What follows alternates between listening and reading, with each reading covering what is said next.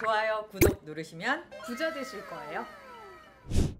돈을 향한 말초적 신경을 인정하라 경제적 본능. 오늘은 폭주하고 있는 금값 이야기 이어가 보겠습니다.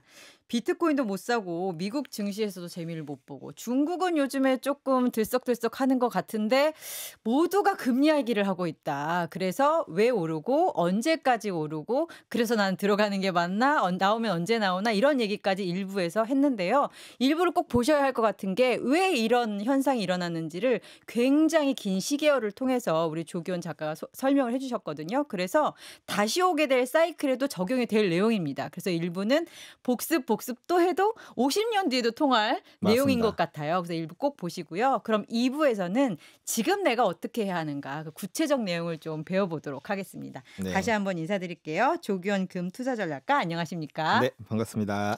이 골드플레이션에도 구체적인 투자 방법들이 나와 있더라고요. 그런데 우리가 구체적으로 금을 사러 가기 앞서서 투자하기에 앞서서 질문을 드리고 싶은 거는 우리 일부에서 잠깐 말했지만 김치 프리미엄이라고 하는 것. 그러니까 한국에서 금값이 국제 시세보다 굉장히 높게 형성돼 있는데 이거는 지금 사는 게 맞나? 이런 생각이 드시는 분들 많을 것 같거든요. 이 부분에 대한 설명 먼저.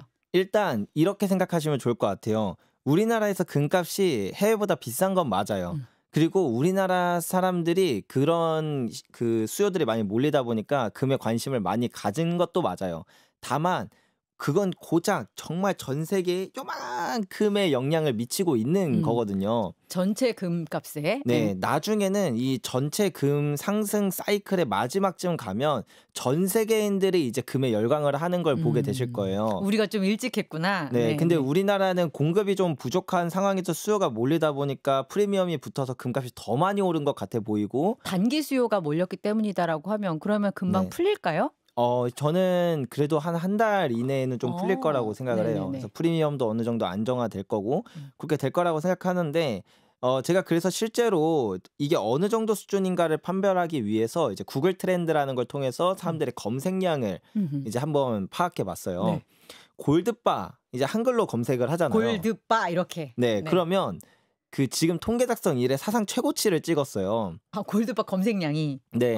이게 예전에 역시 한국인들. 2008년 글로벌 금융위기, 그다음 코로나 팬데믹 이때 좀 고ल्드바에 대한 어떤 수요가 높았었거든요. 근데 거기 아득히 뛰어넘을 정도로 이제 그래요? 검색을 많이 하셨어요. 실제로 뉴스도 많이 나오고 있고. 네. 근데 이제 영어로 골드바 이렇게 검색을 하면 그 글로벌한 금값에 대한 수요를 알 수 있는. 네, 그러면 별로 미동도 없어요. 그래요? 네. 그러니까 우리나라 사람들이 우리나라 TV나 그런 매체들을 보고 우리나라 사람들과 얘기를 하니까 맨날 만나면 금 얘기 하니까 야, 이거 전 세계인들이 다 금에 미쳐 있구나. 뭐 뉴스에서도 뭐 특정 뉴스 기사 또 외신 갖고 오면서 사람들이 뭐 금을 많이 찾는다 이러니까 우리나라만 이런 게 아니네. 전 세계가 다 그렇네라고 생각하지만 실제로 그렇진 않아요. 그렇군요. 네, 그래서 이 전체 슈퍼 사이클에 우리가 중간쯤 온 게 맞고 그래서 지금 당장은 좀 비싸다고 느낄지 몰라도 그게 지금 뭐 상투를 잡는다라던가 막 고점에 물린다 이런 걱정을 하실 필요는 없을 것 같다 이렇게 말씀드리고 싶습니다. 그렇군요. 해외는 뭐 국가 단위에서 되게 열심히 모으는 것들은 알고 있었지만 우리처럼 온 국민이 다 같이 금에 관심 갖고 이런 건 전혀 아니군요. 그건 아마 한 5년 뒤쯤에 보게 되실 거예요. 한국민들이 빨라요. 그러면 누가 이런 질문을 좀 해달라고 하더라고요. 친구가 적금을 깨서 나 지금 금 살래라고 하면 어떻게 하실 건가요? 금은 대신 이자가 안 나오잖아요. 아, 그걸 제일 많이 물어보세요. 그래서 이제 금을 사면, 그러니까 예를 들면 예금이라도 넣어놓으면 1년 뒤에 한 2%라도 막 이렇게 3%. 찔끔. 네, 그래도 확정적으로 이자를 주는데 그렇죠. 금은 갖고 있어봐야 뭐 금값이 오르면 다행인데 만약에 1년 뒤랑 금값이 똑같으면 그 기회비용을 날리는 게 아니냐 이렇게 그렇죠. 얘기를 해요. 근데 이 금이라는 걸 우리뿐만 아니라 모든 사람들이 다 똑같이 생각하지만 누구는 금을 산다는 거죠. 각국의 중앙은행들, 각국의 상업은행들, 미국 대형은행들은 금을 사요. 그럼 이들은 왜 금을 사느냐? 이걸 판단할 때 우리가 금리가 금 가격에 영향을 미치는 건 맞지만 금리만 보면 안 돼요. 그러니까 이렇게 생각을 해볼게요. 예를 들어서 은행에서 이자를 매년 20%씩 준대요. 그러면 듣기만 해도 좋다. 그럼 금 사실 거예요? 안 사죠. 금 안 사죠. 이게 우리가 금리만 봐서 그래요. 예를 들어서 은행에서 이자를 똑같이 20%씩 주는데 1년에 물가가 2배씩 뛰어요. 아, 그러면 어떻게 하시겠어요? 그렇네요. 그러면 맡겼다가 다시 네. 1년만? 네. 그 1년 뒤에는 물가가 2배 올라가 어. 있으니까 내가 1,000만 원을 갖고 있어도 실질적으로 내 1,000만 원의 가치는 500만 원치로 급감을 하는 거예요. 이거를 이제 경제학 용어로는 실질금리라고 이야기를 하거든요. 그래서 쉽게 말하면 은행이 주는 이자에서 1년 동안 물가가 상승을 하는 그 퍼센테이지를 뺀 까고, 값을 네. 하는데 이게 플러스면 굳이 금을 안 사도 돼요. 그래서 실제로 전 세계 각국의 중앙은행들이나 그다음에 이제 투자 기관들, 그다음에 헤지 펀드들은 이 실질금리가 플러스일 때는 그런 국채, 그러니까 예금을, 그러니까 우리들이 예금하는 것처럼 그런 이자 주는 상품에 투자를 하고 있다가 이게 마이너스로 빠져들면 예금을 해도 확정적으로 손실을 보는 거예요. 그렇네요. 그때는 모든 원자재가 다 올라요. 그러니까 이게 그 약간 수치가 낮을 때는 금만 오르거든요. 근데 수치가 좀 더 심해지면 실질금리가 더 낮아지면 이제 투자 기관부터 일반인들까지 사재기를 해요. 예. 그러니까 어차피 내일 되면 내일은 좀 편하긴 좀 그러니까 뭐 다음 달 되고 그 다음 달 되면은 이 물가가 지금보다 조금이라도 더 오를 걸 아니까 미리 살려 그래요. 어허. 이게 이제 실질금리라는 게 그래서 되게 중요한데 무슨 얘기하다 여기까지 왔죠? 어, 예적금. 적금을 깨서. 예. 네. 우리가 지금 예금을 해두는 게 뭐 이자가 3%다 4%다 할 때 우리가 1년 동안에 물가가 오르는 게 그것보다 더 높을지 낮을지 이걸 생각을 해야 되거든요. 근데 첫 번째로 일단 물가가 지금 이제는 다시 예전처럼 낮은 수준으로 돌아가기 저는 어렵다고 생각을 해요. 네. 그거의 가장 큰 기전은 전 세계 모든 국가들이 발행한 화폐가 너무 많아요. 예. 미국만 하더라도 국가 부채가 너무 많아서 어느 정도 수준이냐면 1년에 그 국가가 보유한 빚에 대한 이자만으로 국방비보다 더 많이 지불을 해야 돼요. 맞습니다. 예. 예, 1,200조를 지불해야 된다고 지금 하거든요. GDP를 넘어섰죠. 예, GDP 대비 한 130% 정도 네. 되는데 이렇게 부채가 많으면 결국에는 그 많은 화폐가 이제 인플레이션, 그러니까 물가 상승으로 이제 이어지는 경우가 되게 많단 말이에요. 네. 그게 거기다가 트럼프 맞습니다. 플러스 트럼프. 그 트럼프 이야기를 제가 지금 드리려고 했는데 트럼프가 2018년에도 관세 전쟁을 한번 했었어요. 이제 무역 전쟁을 했는데 그래도 다행히 그때는 인플레이션으로 직결되지는 않았거든요. 근데 우리는 이미 경제 체력이 되게 약해요. 이미 높은 인플레이션 막 9% 그렇죠. 넘는 네. 인플레이션을 한번 맛보고 지금 이제 낮은 수준으로 올려다가 이제 다시 또 고개를 들어서 작년 10월부터 이 물가가 다시 상승하고 있는 중이거든요. 네. 이 상황에서 관세 전쟁을 한다라는 건 정말 다른 의미를 갖습니다. 이 관세 전쟁을 하면 어떤 일이 벌어지냐면 그러니까 이전에는 내가 저 국가랑 친하지 않아도 여기가 인건비가 싸면 거기에다 공장을 짓고 그다음에 이 땅의 영토나 영해를 지나서 이제 유통망을 이제 이용을 하고 그다음에 원자재를 좀 저렴한 데서 사고 이렇게 해서 저렴을 하니까 제품이 되게 저렴해져요. 그렇죠. 이걸 이제 그 또 경제학 용어로는 디스인플레이션 압력이라고 이야기를 하거든요. 근데 이제 이게 완전히 반대로 가는 거예요. 우리 자국 인건비도 비싼데 근데 가지고 와야 돼요, 공장을 다시. 그 인건비도 올라가죠. 원자재 가격도 올라가고 유통 경로도 예전처럼 짧은 경로가 아니라 더 긴 경로로 와야 되니까 그러니까 효율성은 포기하고 이 땅에서 해야 되니까. 네, 맞습니다. 그래서 이게 이런 보호무역주의가 인플레이션이랑 그 연관성이 높을 수밖에 없는 그렇습니다. 이유예요. 예. 근데 이게 트럼프만의 어떤 해프닝이냐 보면 사실 그렇진 않거든요. 그 세계은행에 따르면 2008년부터 이미 세계화 지수가 탈세계화로 바뀌었다고 아하, 해요. 네. 근데 거기에 기름을 부은 거죠. 트럼프가 짠. 네. 그래서 어. 제가 아까 말씀드렸던 두 가지. 세계의 빚이 너무 많아서 그거로 그렇게 발생된 화폐의 양이 너무 많다는 게 첫 번째. 그리고 두 번째는 이렇게 탈세계화로 가고 있는 것. 이 두 가지가 인플레이션을 앞으로 계속 높게 이제 만들어줄 요인이다. 네. 그렇다면 인플레이션 물가는 계속 올라가는데 우리 사실 금리가 그렇게까지 높은 수준을 계속 받기는 어렵거든요. 경기는 또 그 와중에 둔화되고 있으므로요. 그렇죠. 그리고 우리가 일반적으로 예금하는 건 좀 고정금리가 많아요. 대출을 할 땐 변동금리인데 맞아요. 예, 예금할 갑자기 땐 열받네. 예. 그렇죠. 예금을 할 땐 고정금리가 좀 많아요. 그렇다 보니까 앞으로 인플레이션이 지금 수준만 돼도 이미 사실은 거의 마이너스라고 봐야 되는데 앞으로 더 마이너스가 심해진다라고 하면 예금을 해놓는 그 자체, 그러니까 내가 현금을 들고 있는 것 자체가 리스크예요. 예, 그래서 뭐 전부는 아니더라도 저는 전체 내 자산의 10%만이라도 일단 금을 꼭 10%. 보유해라라고 이제 말씀을 드리거든요. 그것도 여쭙고 싶었던 부분인데 10% 이거는 일종의 이제 뭐 자산 다각화 차원에서도 괜찮고 말씀하셨던 슈퍼 사이클을 반영했을 때는 그럼 10%보다 조금 더 높일 필요성은 없나요? 그쵸. 이게 기본적으로 가장 디폴트 값이 10%잖아요. 10%인 이유는 이거는 이제 투자 전략 중에 하나인데 포트폴리오 투자 전략이라는 게 있어요. 그래서 뭐 해리 브라운의 포트폴리오라든가 뭐 레이 달리오의 그 올웨더 포트폴리오라든가 이런 여러 가지 투자 전략들이 있는데 어쨌든 다양한 자산군을 담아서 안정적이고 그다음에 해지도 우상향하는 하고 네. 그런 이제 투자 수익률을 만드는 이제 투자 전략이에요. 여기서 금 같은 경우에는 7.5%에서 한 15% 정도를 보통 담거든요. 네. 저도 실제로 한 80년치 그 데이터들을 뽑아서 이제 포트폴리오 분석을 해보니까 금이 10% 담겨 있을 때 수익률도 올라가고 안정성도 올라가더라고요. 10%. 네, 그래서 오케이. 일단 기본적으로 10%는 담고 시작을 해야 되는 건 음, 맞다. 음흠. 근데 다만 제가 말씀드린 것처럼 이런 슈퍼 사이클에 우리가 있다라는 걸 깨닫고 진짜 그거에 대한 확신이 생긴다면 당연히 금에 대한 비중을 더 높이는 게 맞겠죠. 작가님 몇 %인지 여쭤봐도 돼요? 안 믿으실지 모르겠지만 전 99%예요.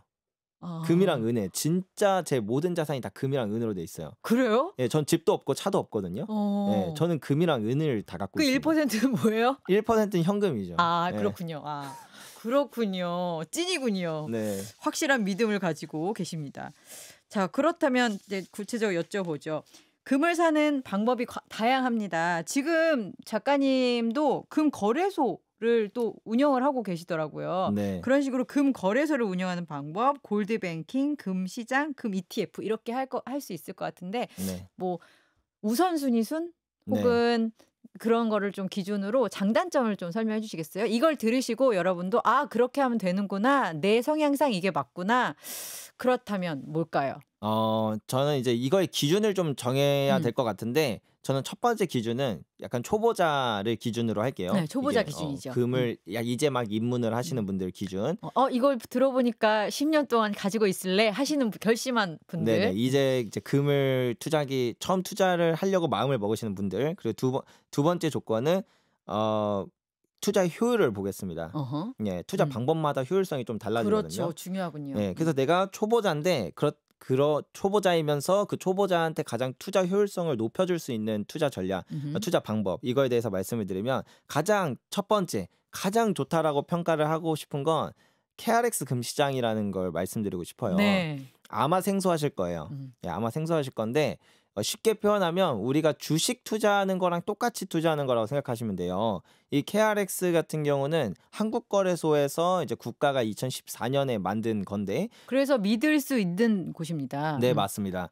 그래서 믿을 수 있고 거기다 플러스 주식 어플로 투자를 하는 거다 보니까 사고 파는 게 매우 간단해요. 그리고 이제 그 요즘에는 주식 증권 계좌도 그냥 비대면으로 앉은 자리에서 5분이면 만들거든요. 맞습니다. 예, 그렇기 때문에 그런 간편함까지 가지고 있다. 그래서 이 간편함이 큰 장점이고요. 그리고 단위는 어디부터 할 수 있죠? 단위는 이제 1g 단위입니다. 굉장히 소액부터 할 수 있다. 그렇죠. 이제 물론 이제 금값이 비싸져서 1g도 소액은 아닙니다만. 아닙니다만 그래도 가루 살 수 있다. 이렇게. 네, 그렇죠.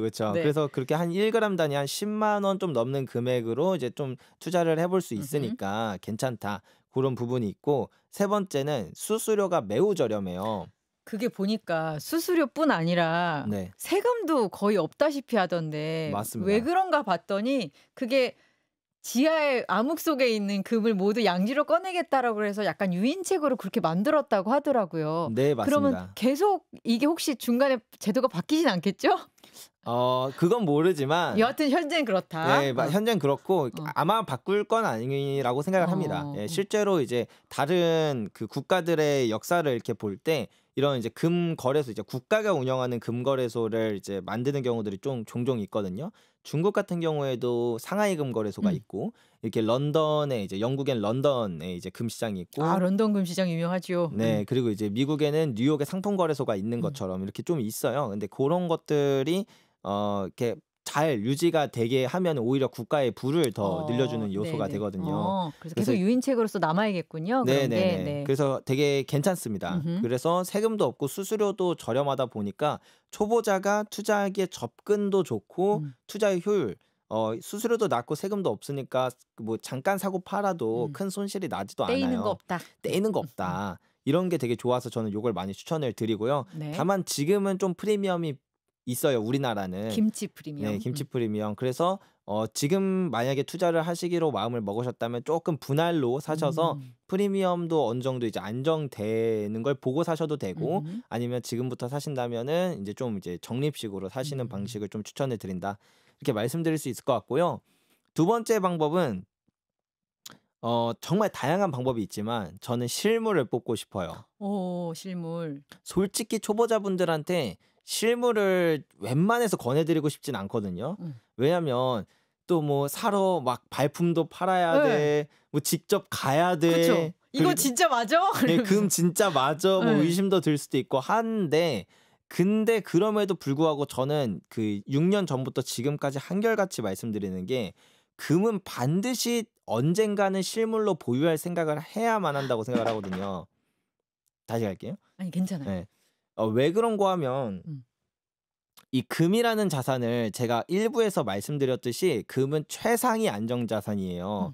국가도 그 특정 자산을 보유하고 있으면 리스크가 있거든요. 달러조차도 보유하고 있었더니 뒤통수 맞을 수 있는 리스크가 있는데 금은 그런 리스크가 없어요. 실물로 갖고 있으면. 네, 그래서 아까 전에 말씀드렸던 그 5가지 그 금의 가치 중에 마지막으로 말씀드렸던 익명성. 네, 맞습니다. 익명성을 가지고 있거든요. 금은 한번 누구의 손에 들어가면 그 뒤에 유통 경로를 추적을 못 해요.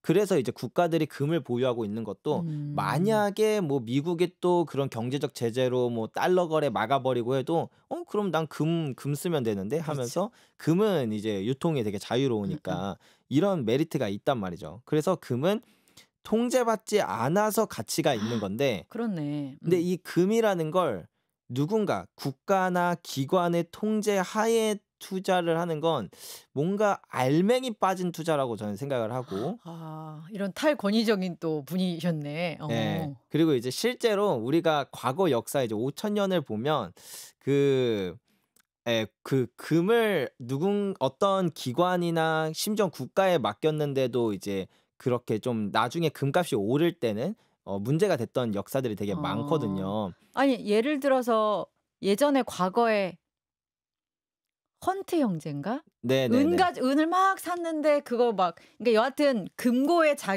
오롯이 자기 소유의 금은이 아니면 네. 국가가 어떤 방식이든지 개입할 수 있다. 네, 맞습니다. 라고 하는 그런 두려움이 있다는 건 이해가 가는데, 네. 근데 우리가 실물을 사려면 그 진입 장벽이 너무 높아서요. 맞아요. 그걸 설명해 주세요. 그러니까 예를 들면 지금 당장 사러 간다고 칩시다. 작가님이랑 저랑 어디로 네. 가야 합니까? 제일 좋은 건 종로에 가서 발품을 파는 게 좋긴 좋아요. 금은방. 네, 금은방이나 뭐 금거래소 저희가 운영하는데 오셔도 되지만, 일단 어딘가요? 얘기해 주세요. 네, 종로에 스테커스라고 있어요. 스테커스. 네. 물론 오시면 더 감사하지만 근데 안 오셔도 되고 진심으로 가면 뵐 수 있어요, 작가님? 제가 거의 맨날 이런 데 나오다 보니까 직원이 있겠지만 네. 그래도 직원들도 정말 친절하게 종종 볼 수도 있다. 네, 맞아요. 이제 계속 매장을 체크하러 가니까. 네네. 아무튼 가서 실물을 네. 사러 가서. 예, 그렇게 아무튼 종로에 가셔서 제가 6년 전부터 계속 이제 그 종로에서 이제 뭐 발품을 팔고 이러면서 이제 금 투자하는 것들에 대해서 많이 공유를 했거든요. 종로에 가서 이제 금은방들을 돌면 생각보다 그 가격 차이가 좀 있어요. 종로 안에서도. 근데 지방까지 가면 가격 차이가 너무 커지고. 그래요? 네, 근데 종로 안에서는 엄청 크진 않지만 그래도 분명한 가격 차이가 있긴 있거든요. 그거 근데 실물로 살라 그러면 단위가 있잖아요. 보니까 몇 그램 이렇게 돼 있던데. 네. 그 바 크기에 따라서 제일 작게 살 수 있는 게 정말 작게 살 수 있는 거는 그래도 투자 목적이라면 정말 마지노선이 저는 한돈이라고 생각하긴 해요. 한돈. 예, 그 밑으로 가면 사실상 투자는 아니고 예, 그냥 이제 취미 부적인가요, 부적? 맞아요. 한돈이면 한 60만 원은 그래도 쓸 생각으로 그럼 갑시다. 제가 60만 원 지갑에 넣고 60만 네. 원 들고 종로에 가서 네. 자, 한돈 살려면 얼마입니까? 이렇게 물어봐야 된다는 거죠? 그렇죠. 근데 정확하게 한돈 골드바 살려면 얼마예요? 라고 물어봐야 돼요. 아, 한돈 골드바로 된 걸 사야 된다. 네, 그래서 공임까지 다 해서 얼마냐고 물어봐야 돼요. 공임까지. 네, 왜냐면 공임비 따로 받나요? 그렇죠, 그렇죠. 너무하네. 근데 뭐 다 먹고 살자고 하는 데다 맞습니다. 보니까 예. 뭐 아마도 이제 이제 금은방 사장님들마다 같은 제품이어도 가격이 다 달라요. 아, 그렇군요. 예, 그리고 같은 사장님들이더라도 금값도 다르고 공임비도 다 달라요. 그래서 총 가격이 가장 저렴한 데서 좀 구매를 하는 게 좋다. 그럼 거기서 우리는 또 불신의 민족. 네네네. 이거 어떻게 그걸 확인해요? 99.99라고 써 있는 걸 사야 되는 건 알고 있는데 네. 그거 말고 봐야 되는 게 있나요? 거기 보면은 이제 마크가 있어요. 그러니까 웬만해서 있거든요. 진짜 웬만해서 있는데 이제 국내 3대 감정원이라고 불리는 이제 태극마크, 홀마크, 금자마크라는 게 있어요. 요거는 조금 그냥 인터넷에 검색하면 나오니까 네. 요거만 확인하고 가셔서 그 감정원의 감정 마크가 정확히 있는가 이걸 파악하면 베스트고 만약에 없다. 그래도 가짜는 아닐 거예요. 예, 진짜 가끔 가다가 순도가 좀 떨어지는 게 있긴 하지만 이제 웬만해서 그렇진 않으니까 만약에 궁금하다고 한다면 또 종로에 그런 금은방만 많은 게 아니라 감정원들도 되게 많아요. 네. 예를 들면 한국귀금속 보석감정원이라고 해서 그 태극마크 국내 3대 그 감정원 중 하나인 그 태극마크 감정원이 꽤 여러 군데 있거든요. 거기에 직접 가서 감정하는 데 한 1,000원, 2,000원? 예, 되게 저렴해요. 그리고 금방 감정 결과도 나와서 그런 데 가서 감정해보고 순도도 정확하면은 이제 끝이니까 네. 예, 그렇게 하면은 되신다. 네. 그리고 여기서 조금 더 추천드리는 건 이게 되게 그 초보자 분들이랑 고수분들이랑 생각이 좀 다르다고 해야 될까? 사실 초보자 분들일수록 되도록이면 좀 공임이 가장 적은 제품을 사는 게 좋아요. 골드바에 공임이랄 게 있나요? 그렇죠. 골드바도 피는 작업도 있어야 되고 정제도 해야 되고 뭐 이렇게 각도 잡아야 되고 케이스도 넣어야 되고 막 골드바도 최대한 그래도 사람들한테 이뻐 보이려고 노력을 많이 하거든요. 난 괜찮은데. 그렇죠. 네. 근데 어쨌든 이뻐 보여야 팔리니까 막 광도 내고 뭐 별거 다 해요. 네. 예, 그렇기 때문에 공임비가 그래도 좀 있어요. 근데 이제 종로에 가서 그 덩어리금, 뭐 주물금 이렇게 표현을 하는데 주물금 한돈 주세요라고 하면은 진짜 진짜 요만한 콩알만한 거를 주거든요. 네. 이거는 공임이 거의 없어요. 그리고 순도도 99.99%가 아니라 99.9%거든요. 네. 그래서 99.9%랑 99.99%랑 사실 똑같아요. 사실. 그래요? 예, 그 0.09%가 가격적인 차이는 아무것도 없는 수준이다라고 보시면 되거든요. 그래서 초보자 분들이 투자할 때 가장 좋은 건 저는 그 주물금이라고 생각을 해요. 근데 그 주물금에는 아까 말씀하신 그게 없는 거 아니에요? 태극마크. 있어요. 있어요, 다? 예, 다 있어요. 그래서 그거 있는 거를 구매하는 게 사실은 제일 베스트예요. 왜냐하면 우리가 그러니까 사실 초보자분들은 만약에 어떤 뭐 브랜드의 골드바를 샀다고 치면 얘를 가치 평가하기가 되게 어렵거든요. 네. 얘네들은 나중에 팔 때 그냥 금은방에 파는 것보다 저희 회사가 지금 하고 있는 건데 이제 개인 간 거래를 저희는 중개를 해드려요. 그래서 이제 만약에 어떤 분이 골드바에 가지고 오시면 그걸 저희가 맡아서 감정하고 그다음에 다른 구매자분한테 이렇게 중개를 해드리거든요. 네. 이렇게 하면은 팔 때 가격을 좀 더 많이 받을 수 있어요. 골드바를. 대신 이 골드바가 사람들한테 선호도가 높은 골드바일수록 좀 더 거래도 많이 되고 그다음 좀 더 프리미엄도 받을 수 있단 말이죠. 근데 그럼 골드바를 살 때 처음에 내가 산 그 골드바를 어느 정도의 프리미엄을 주고 그다음에 구매를 하느냐. 이걸 잘못은 좀 그렇지만 좀 그걸 가치 평가를 잘못하면 나중에 사놓고 팔 때 약간 처치곤란이 돼요. 그렇겠네요. 예, 거래가 잘 안 되곤 하니까. 수요가 많은 방식의 세공이 되던가. 그쵸. 근데 그런 게 그런 거는 잘 알지 못하므로 처음부터 주물로 된 걸 사라는 건가요? 네, 주물은 어차피 공임비가 없고 프리미엄도 없고 아무것도 없어요. 모든 리스크를 변수를 제거한 거군요. 그렇죠. 변수를 제거한 거죠. 그래서 변수를 제거한 걸 샀기 때문에 나중에 팔 때도 그냥 아무 데서나 팔면 돼요. 물론 이제 금 매입가를 조금 비교를 해보면 좋겠지만 그래서 웬만하면 그냥 팔면 돼요. 아니면 나중에 이제 내가 좀 공부를 해서 그런 골드바도 어느 정도 볼 줄 알게 된다라고 한다면 얘를 바꾸면 돼요. 공임비만 주고. 예, 그 골드바로 바꿔서 그럼 이제 선택의 폭이 다양해지는데 내가 시작하자마자 무슨 어떤 브랜드의 골드바로 사버렸다. 그러면 시장이 좁아지는구나. 그렇죠. 예. 그러면 이제 그 다음엔 돌이킬 수 있는 방법은 없어요. 그러네요. 예. 그래서 좀 많이 추천드리는 건 그러니까 일반 초보자분들일수록 그리고 금에 대해서 이렇게 깊은 지식이 아직 없을수록 오히려 주물금을 사는 게 변수가 거의 다 차단이 된다. 이거는 정말 쉽게 듣기 어려운 노하우인 것 같아요. 그쵸. 현장에서만 가능한 얘기네. 근데 분명히 제가 이걸 6년째 얘기했거든요. 그래요? 전 처음 들어왔는데 근데 죄송합니다. 사람들이 잘 안 책에도 없어요. 예, 책에도 없어요. 네. 근데 사람들이 그럼에도 불구하고 잘 안 사는 이유가 골드바는 어쨌든 이제 깔끔하게 돼 있고 뭐 보증서도 해서 주고 하잖아요. 그러니까 좀 믿어요. 근데 주물금은 이걸 딱 보자마자 이거 금 맞아. 이게 모두가 그 생각을 해요. 금 아닌 것처럼 보여요, 심지어? 뭐 그렇게 저는 실제로 본 적이 없어요, 주물금. 네, 그렇진 않은데 여기에 뭐 순도를 적어놓지도 않고 하다 보니까 금은 맞는 것 같은데 99.9%는 맞을까부터 해서 뭐 이 사장님이 날 속이는 건 아닌가 뭐 이런 다양한 생각이 들다 보니까 이게 사람이 자꾸 이제 골드바로 더 빠질 수밖에 없는 부분이 있긴 하거든요. 하지만 이걸 보시는 분들은 그 주물금에 대한 정보를 획득하셨으니 한번 시도는 해보시라, 보시긴 하셔라 한번 말씀을 드리고 싶습니다. 맞습니다. 그럼 다음 거로 넘어갈까요? 네. 세 번째로 추천하는 거는? 세 번째로 추천하는 건 저는 ETF를 좀 추천드리고 싶어요. 네. ETF도 많이 올랐어요. ETF 많이 올랐죠. 금을 못 사서 다 ETF 갔나 봐. 네. ETF의 장점이라고 한다면 아까 KRX랑 비슷하게 주식 어플로 투자하는 거다 보니까 간단해요. 쉽다. 그리고 두 번째는 그 거래 단위가 진짜 적습니다. 얘는 뭐 그람당은 아니고 주수로 나누기 때문에 뭐 일반적으로 5,000원에서 10,000원 사이면 투자를 할 수 있어요. 그래서 정말 소액으로 투자해 보기에 가장 적합하다라고 볼 수 있고, 세 번째는 이 ETF는 일종의 펀드거든요. 그렇습니다. 그러니까 금에 투자를 한다기보단 금 가격을 그대로 쫓아가도록 만든 그렇게 설계된 펀드에 투자를 하는 거예요. 그래서 이 큰 뭐라 해야 될까요? 큰 프리미엄이 발생을 하진 않아요. 물론 우리나라 ETF 중에 또 단기적으로 너무 수요가 몰리면 괴리율이라는 게 발생하기도 하는데 근데 그래도 그게 뭐 우리 실물처럼 정말 무자비한 그런 프리미엄이 붙지는 않아서 담보의 실체가 있으니까. 네, 그렇죠. 그래서 이건 이제 선물 거래라고 하는데 그런 ETF 형태로 투자를 하면은 그래도 지금 상황에서는 오히려 조금은 더 나을 수 있다. 내가 실물을 사는 그 프리미엄이 너무 아깝다고 생각된다면 ETF로 시작해 보시는 것도 좋겠다. 그리고 네 번째는 그 수수료가 되게 좀 저렴한 편이에요. 일반적으로 금통장 이런 것들이 수수료가 2%에서 3% 정도 되고 이제 다른 비슷한 그런 금 투자 방법들도 한 2% 이상인데 얘는 한 0.7%에서 0.8% 수준이라 되게 저렴하다. 요런 측면이 있고요. 사실 2등 그 실물도 단점은 그런 귀찮음. 알아보는 것도 많은 그런 게 있는 것처럼 3등 그 ETF의 단점은 세금을 좀 많이 내야 될 수도 있어요.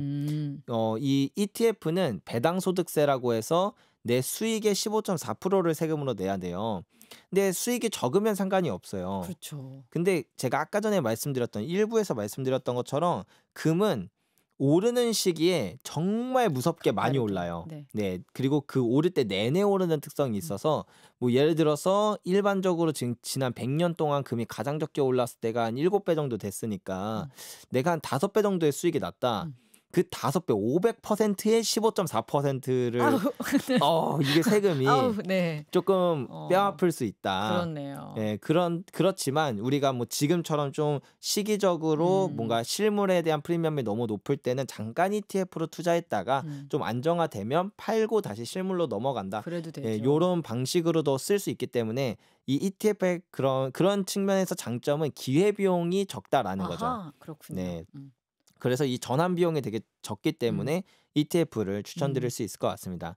4등부터는 저는 큰 의미는 없다고 생각해서 그래서 한 ETF 정도까지만. 은행들이 요즘에 골드뱅 금 계좌 엄청 많이 만드는데 그거 별로다. 요즘 40대가 그렇게 몰려가서 한대요. 저만한 사람들이. 은행이 아무래도 좀 더 친숙하신 분들이 있어요. 증권사는 막 뭔가 그런데 은행은 좀 더 친근하다 이렇게 느껴지시는 분들도 있고 은행원 분들이 아무래도 좀 더 뭐 서글서글하신가? 잘 모르겠어요.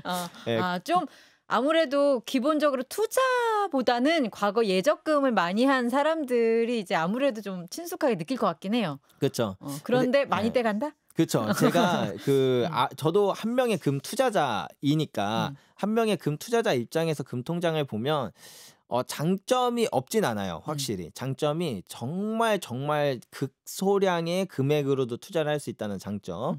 그다음에 뭐 은행이 이제 좀 더 친근한 분들에게는 장점이 될 수 있는 부분 요런 게 있지만 이제 단점으로 가면 첫 번째로 수수료가 너무 비싸요.